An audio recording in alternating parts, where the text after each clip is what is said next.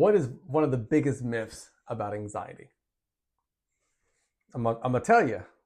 One of the biggest myths about anxiety is that you need to eliminate it to be calm, right? I need to eliminate anxiety and then I will be calm. I'm gonna really push against that. I'm gonna push against it because I do not know how realistic it is to eliminate anxiety. There are things that yet have happened in my life that could cause anxiety, which right away means that I cannot eliminate it. I think sometimes that belief too, it can make us feel stuck, right? Like I am gonna get better, I will get better, my anxiety will get better once it's all gone. Because if that does take place, well, what about tomorrow when something new happens? So what I want to encourage you to do is I want to encourage you just to hold that up for a second and stay in this video with me. My name is Dr. Santos. I'm a licensed counselor. I've been in the field for over a decade in the clinical space, academic space. I pull a lot of that into here, into these videos, into courses that I do. I remove the complexity, and then I focus a lot on skills to help you develop an effective mindset, to ground yourself, to live the life that you deserve living, and to love yourself. Big believer in this, loving yourself in the way that you deserve to be loved. Now, with this question, anxiety, right? I see anxiety as a proactive system. Now, follow me here. A proactive system, anxiety, it prepares you, right? And how does it prepare you? Well, it sharpens your attention, doesn't it? You're a bit anxious about something, now your attention is sharp. See this lion coming, I'm anxious, but I'm alert. It signals potential risk. That's something else anxiety does. So just with those two things, if I eliminate anxiety, not only is it not realistic, I think it's not desirable. Now, as you're watching this, you're probably also thinking, well, Juan, there's different levels of anxiety. And yes, I completely agree. I noticed anxiety in my life when I was a child, coming from the Dominican Republic all the way to the US. It was really tough leaving that system, that microsystem, my environment, smells, textures, people around me, and then coming to the US. It's a lot of beautiful opportunity and difficulty. There's times in my life where I felt anxiety all the way to the point where I would sweat and then feel lightheaded. I was going to pass out, but I couldn't tell you why. I couldn't point at anything and say this is happening. And there's been other times in my life where I have been able to point at something. That thing is making me anxious. And there's been other situations where I've been anxious. Like at times I'll get a little bit anxious about these videos that I do.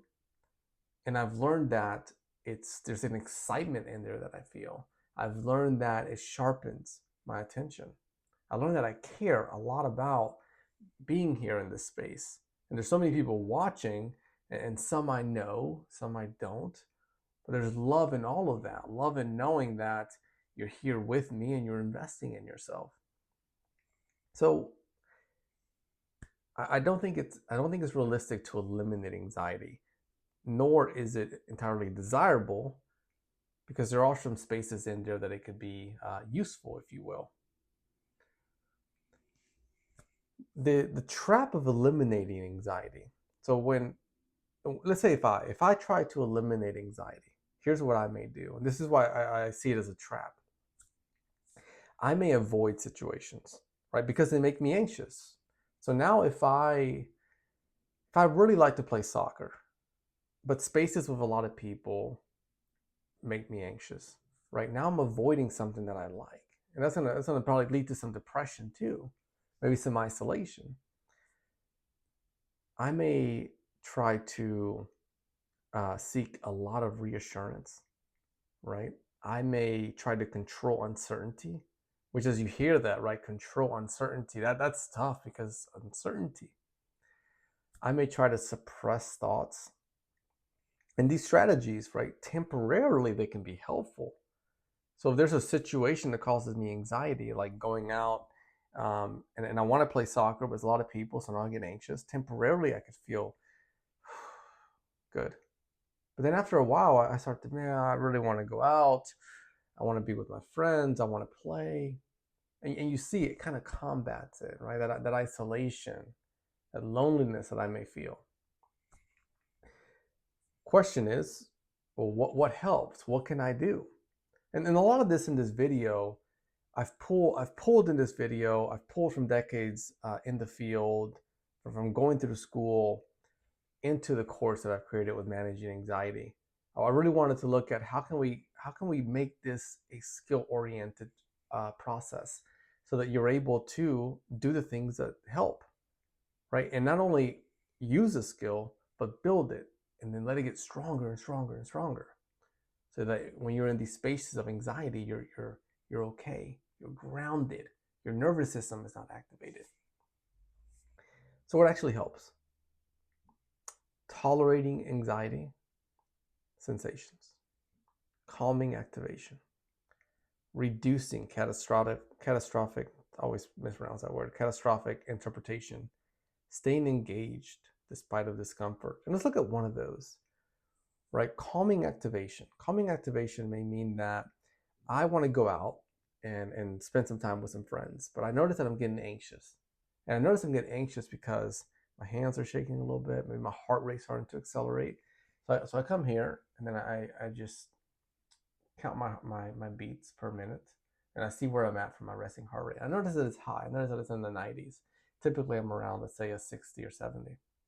So then I may go into a calming sensation. The calming sensation I may do is breathing. I put my hands right on my belly, and then as I inhale through my nose, because air is going in, that means that the belly is going to come out. And then I make sure that the hands go out. And then as I exhale, the opposite happens. So I inhale through my nose, belly comes out. I exhale out of my mouth, belly goes back in, right? Because you're bringing air into the balloon. We're going to imagine that the belly is a balloon, right? That is a sensation exercise that we could do, a calming exercise that can be done. And exercises like that and many more are within that course that I mentioned. And if you're watching this, it means that anxiety to some degree, scale of 1 to 10, maybe a 1, maybe a 10, somewhere in that range has impacted your life. And you're looking for ways to address it, ways to manage it. And I'll share with you, one of the key things that I did with this course is I made a commitment to myself. I said, as I learn, whether in books, whether in teaching, whether with clients that I'm working with, I'm going to pull that into the course. I'm going to continue to add on there. And it's really been helpful. I've had really great emails from students over the years sharing that they like the new material. And that's something that I commit to. If I'm learning something, I'm going to put it in there. It doesn't change your fee. Once you go in there, you have that fee and then continue to rock and roll. If you have questions when you're in there, reach out. There's a contact form.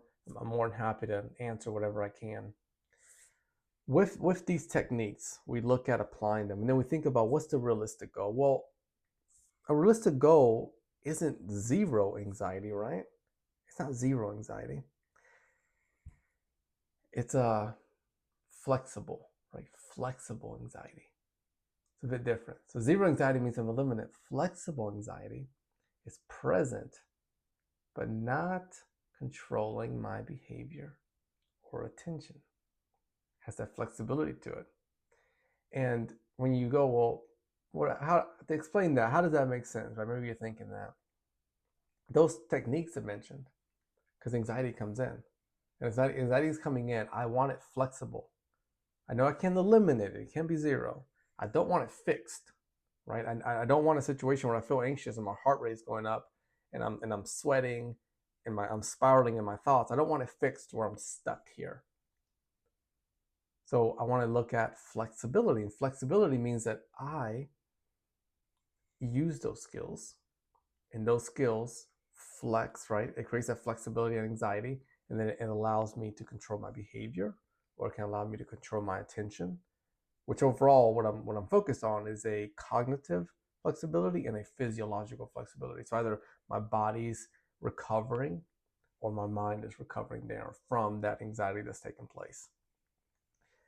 My friends, if you want practical guidance on working with anxiety rather than fighting and pushing and avoiding, these are skills. They're therapist led. Courses are really neat spaces. I use them a lot in my work.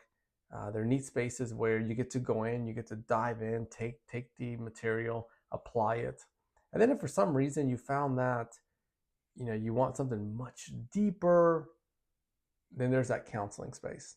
And if you're in the Greensboro area or my next to the woods, and you're close by, reach out. Anyone in North Carolina, counselors in my practice, we're all licensed in NC, North Carolina. So if you're looking for support there, reach out. We can do telehealth. And then if you're close to the office, reach out. And we'd love to see you for an office visit. I appreciate you watching. Share this with somebody close in your circle that you think would benefit from it. Leave a awesome review. I will see you in the next video.